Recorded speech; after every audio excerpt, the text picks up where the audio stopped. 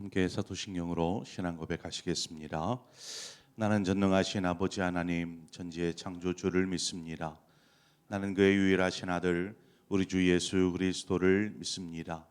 그는 성령으로 잉태되어 동정녀 마리아에게서 나시고 본디오 빌라도에게 고난을 받아 십자가에 못 박혀 죽으시고 장사된 지 사흘 만에 죽은 자 가운데서 다시 살아나셨으며 하늘에 오르시어 전능하신 아버지 하나님 우편에 앉아 계시다가 거기로부터 살아있는 자와 죽은 자를 심판하러 오십니다.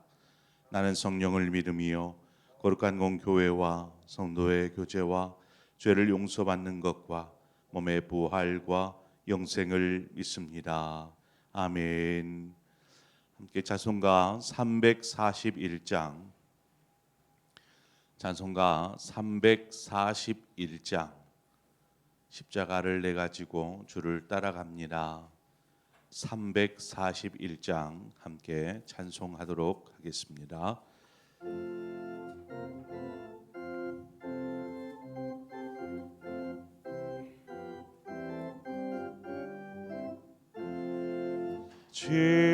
십자가를 내가 지고 주를 따라갑니다. 이제부터 예수로만 나의 보배 삼겠네. 세상에서 부귀 영화 모두 잃어버려도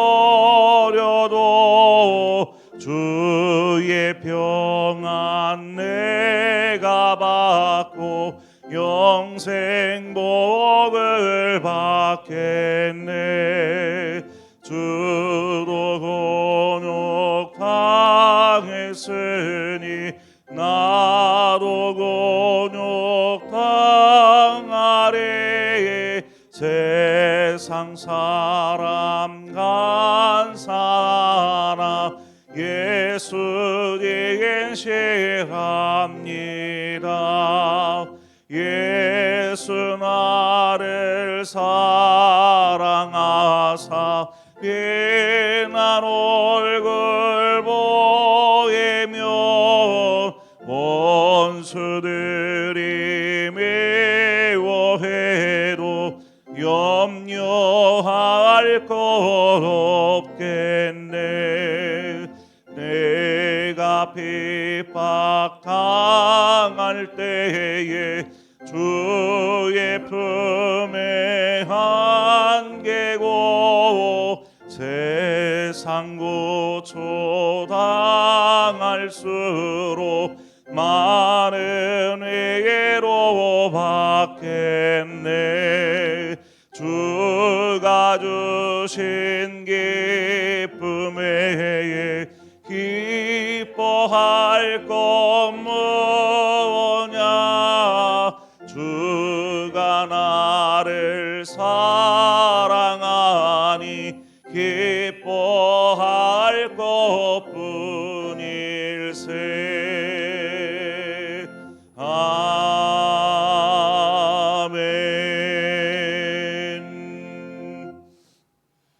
하나님 말씀 보겠습니다.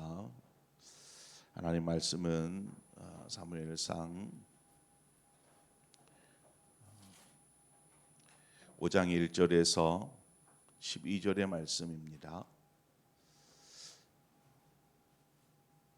사무엘상 5장 1절에서 12절의 말씀 한 절씩 교독해서 보도록 하겠습니다. 블레셋 사람들이 하나님의 궤를 빼앗아 가지고 에벤에셀에서부터 아스돗에 이르니라.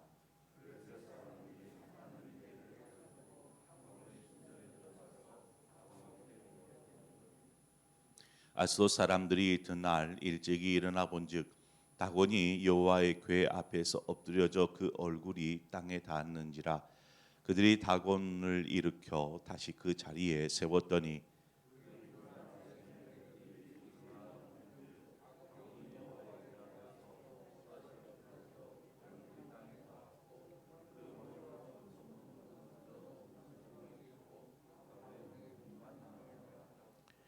그러므로 다곤의 제사장들이나 다곤의 신전에 들어가는 자는 오늘까지 아스돗에 있는 다곤의 문지방을 밟지 아니하더라.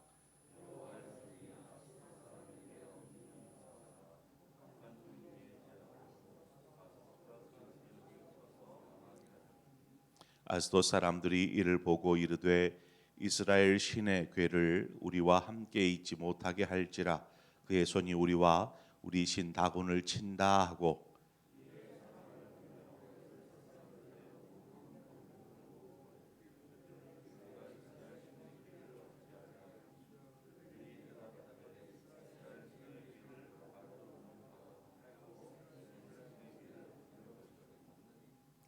그것을 옮겨간 후에 여호와의 손이 심히 큰 환란을 그 성읍에 도하사 성읍 사람들의 작은 자와 큰 자를 다 쳐서 독한 종기가 나게 하신지라.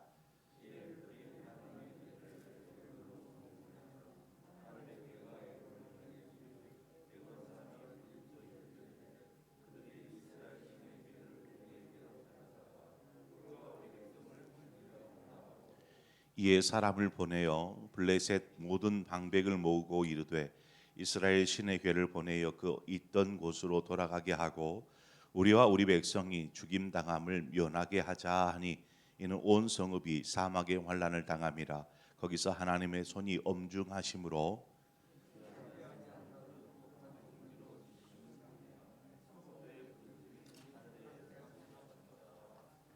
아멘. 이스라엘과 블레셋이 전쟁을 치루었지요. 그리고 전쟁을 치르고 난 이후에 이스라엘이 그 전쟁에서 패함으로 하나님의 언약궤가 블레셋에게 빼앗기게 됩니다.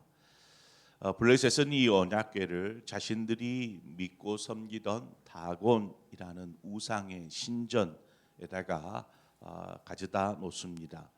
그곳이 아스돗이라는 곳인데 이 아스돗은 블레셋에 있는 큰 성읍들 7개의 성읍 가운데 하나인 아스돗이라는 곳에다가 놓습니다. 이제 그곳에 이제 다곤의 신전이 있었던 것이죠. 예, 블레셋이 이스라엘을 이겼으니까 뭐 자신들이 믿고 있는 다곤이 이스라엘이 믿고 있는 하나님보다 더 뛰어난 신이라고 생각하는 것이죠. 그래서 전리품처럼 언약궤를 다곤 신 앞에다 가져다 놓는 것입니다. 마치 이 다곤 신 앞에 바쳐지는 제물처럼 그렇게 하나님의 언약궤가 다곤 신전 안에 놓이게 됩니다. 이 다곤이라는 우상은 풍요를 상징하는 그러한 우상입니다. 믿는 사람들은 신이라고 말하겠지요.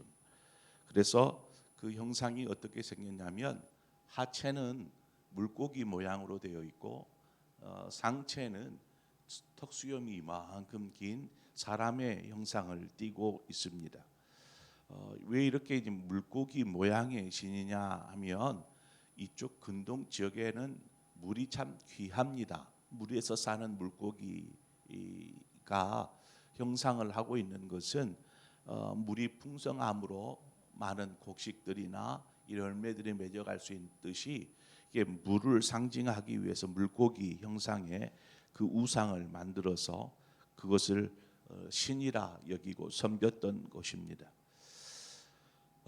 그렇게 우상의 곁에다가 하나님의 언약궤를 놔두고 다음 날 이렇게 봤더니 그 다곤 우상으로 상을 만들어 놓은 이것이 엎어져 있었다라는 것입니다. 그래서 어떤 영문인지도 모른 채 블레셋 사람들이 다시 이 다곤 신상을 다시 세워 놓았습니다. 그리고 그 다음 날 다시 보았더니 그때에는 다곤 신이 또 엎어져 있는데 이때에는 머리가 부러져 있고 손이 부러져 있는 그 모습을 발견하게 됩니다. 그것은 무엇을 이야기하고 있는 것입니까? 우리는 쉽게 알 수 있습니다. 이 두 번의 일로 세상의 그 어떤 우상도 하나님과 비교가 될 수 없다라는 것입니다. 이 세상에 유일하신 살아계신 하나님, 그 하나님을 지금 하나님 스스로 드러내고 계시는 것이죠.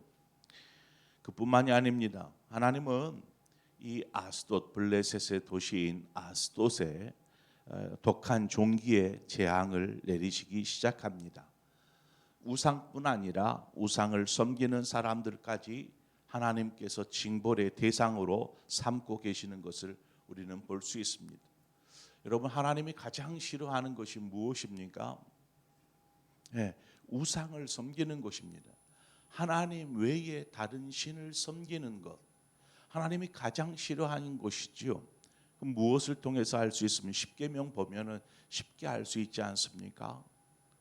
나 외에 다른 신을 섬기지 말라, 우상을 만들지도 말라라고 말씀하시는 것처럼 하나님은 우상 섬기는 것을 가장 싫어하십니다. 그래서 하나님 외에는 그 어떤 것도 어떤 신이 될 수 없다라는 것입니다. 그제야 아스돗 사람들이 하나님을 인정하기 시작합니다. 이 신전에서 일어난 일, 또 그 지역에서 지금 일어나고 있는 이 독한 종기의 재앙, 이 재앙으로 인해서 이 모든 일이 하나님의 궤, 이 언약궤로 인하여서 발생한 일이다라는 것을 알아차리게 됩니다. 이스라엘의 하나님의 그 상징하는 이 언약궤 때문에 이 모든 일들이 일어나고 있구나라는 것을 깨닫는 것이죠. 그것을 깨닫자 아스돗 사람들이 취한 행동이 있습니다. 그것이 무엇입니까? 언약궤를 다른 도시로 옮겨버리자라는 것입니다. 이 얼마나 어리석은 결정입니까? 자신들이 믿고 있던 신이 목이 부러지고 이 조각이 났을 뿐만 아니라 도시 가운데에 일어나는 이 재앙을 보면서 하나님이 자신들이 믿고 있는 다곤보다 더 뛰어난 분임을 알았다라면 다곤을 버리고 하나님을 섬겨야 하는 것이 옳은 일이 아니겠습니까? 그런데 하나님을 섬기기보다 택한 것은 언약궤를 다른 도시로 옮겨버리는 것, 이것을 선택하는 것이죠. 주님께서 많은 기사와 이적들을 행하셨습니다. 보여주셨죠. 그것을 옆에서 지켜보는 유대인들이 예수 그리스도를 믿지 않습니다. 그러한 기사와 이적들을 보았으면 예수 그리스도를 주로 하나님의 아들이시구나, 저분의 말씀이 옳구나 라고 믿어야 할 것 같은데 믿지 않습니다. 지금 그 안에 아스돗 안에 일어나는 일들이나 그 신전 안에서 일어난 일들을 통해서 분명히 알고 있지만 믿으려 하지 않는다라는 것이죠. 언약궤가 블레셋의 가드라는 도시로 이제 옮겨가게 됩니다. 그런데 하나님께서 그곳에서도 큰 환란을 일으키시죠. 동일하게 악한 종기가 온 이 가드에 있는 사는 사람들에게 일어나기 시작합니다. 재앙이 일어나는 것이죠. 이 가드 사람들도 어떤 선택을 합니까? 아스돗 사람들과 같이 이거 안 되겠다, 우리가 감당할 수가 없다, 이거 옮겨버려야 한다, 안 그러다가는 우리 모두가 이 재앙으로 인해서 죽게 될 것 같다라고 해서 이 가드에서 이제는 어디로 옮기냐면 에그론이라는 또 다른 그 블레셋 도시로 옮기게 됩니다. 하나님께서 가드 사람들에게 큰 재앙을 내리셨지요. 그러니 이제 언약궤를 보내버리는 것입니다. 에그론 사람들이 그러면 언약궤가 이제 자신의 도시로 온다고 하는데 이것을 어떻게 환영하겠습니까? 이것은 재앙입니다. 재앙을 몰고 오는 이 하나님의 언약궤를 도저히 우리는 받을 수 없다. 그런데 가드 사람들은 우리는 이거 가질 수 없다, 당신들이 알아서 처리해라 하면서 보내고 우리는 받기 싫다고 하고 결국에는 블레셋의 방백들을 다 불러 모으기 시작합니다. 이를 어찌해야 할까? 하나님의 언약궤를 어떻게 해야 될까? 이것을 원래 있던 곳으로 돌려보내야 되는지 어떻게 해야 될지를 논의하게 됩니다. 여러분, 우리가 여기서 한번 생각해 보아야 할 것은 당장 독한 종기의 재앙으로 고통을 당하고 있어서 긴급한 처방으로 이 재앙을 불러온 언약궤를 다른 곳으로 옮겨 버리는 것, 이것이 어떻게 보면 가장 빨리 일을 해결할 수 있는 방법이라고 보여집니다. 그래서 빨리 이것을 우리 도시에서 다른 곳으로 옮겨야지 하는 것이 급선무처럼 보입니다. 자, 그렇게 하면 분명히 재앙은 자신들의 도시에서 다른 곳으로 옮겨갈 수 있을 것입니다. 즉 재앙으로부터 자유해질 수 있는 것이죠. 분명히 그렇게 생각할 것입니다. 맞는 생각이지요. 그러나 지금 당장은 재앙으로부터 자유해질 수 있지만 결국에는 영원한 재앙에 이르고 만다라는 사실을 우리는 기억해야 합니다. 영원한 재앙. 눈앞에 있는 문제만 해결하면 다 끝난 것처럼 생각되어질지 모르지만 그보다 더 중요한 것은 영원한 삶에 있더라는 것입니다. 영원한 삶.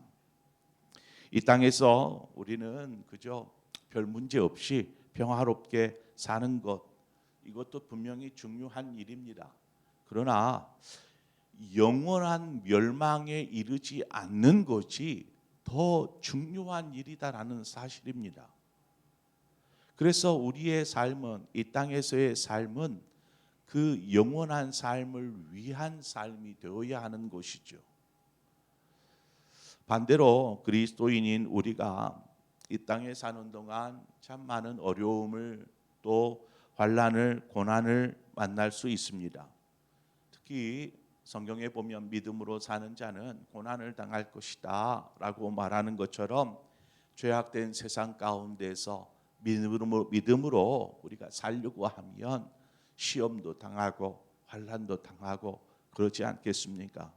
베드로전서 1장 6절 7절에 보니까 그러므로 너희가 이제 여러 가지 시험을 인하여 잠깐 근심하게 되지 않을 수 없으나 오히려 크게 기뻐하도다. 너희 믿음의 시련이 불로 연단하여도 없어질 금보다 더 귀하여 예수 그리스도의 나타나실 때의 칭찬과 영광과 존귀를 얻게 하려 함이니라 말씀합니다.